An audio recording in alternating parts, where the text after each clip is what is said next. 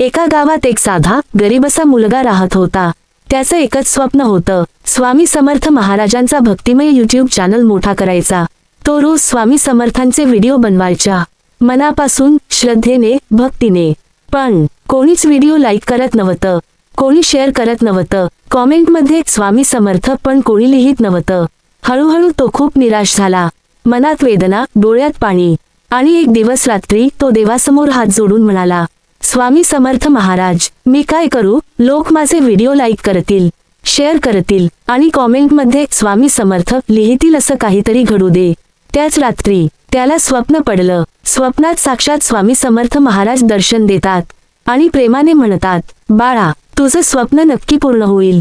मी तुझ्या पाठीशी आहे. लोक तुझे व्हिडिओ लाईकही करतील, शेअरही करतील आणि स्वामी समर्थ नावाने कॉमेंटही करतील. जो कोणी तुझा व्हिडिओ मनापासून लाईक करेल, त्याची प्रत्येक इच्छा पूर्ण होईल. दुसऱ्या दिवशी सकाळी तो मुलगा उठतो, मोबाईल उघडतो आणि पाहतो तर सबस्क्रायबर्स वाढलेले, लाईक्स हजारोंमध्ये, शेअर्स सुरू आणि कॉमेंटमध्ये एकच नाव, स्वामी समर्थ, स्वामी समर्थ, स्वामी समर्थ. डोळ्यात आनंदाश्रू, हात आपोआप जोडले जातात आणि ओठांवर एकच वाक्य, स्वामी समर्थ महाराजांची कृपा कधीच अपुरी पडत नाही.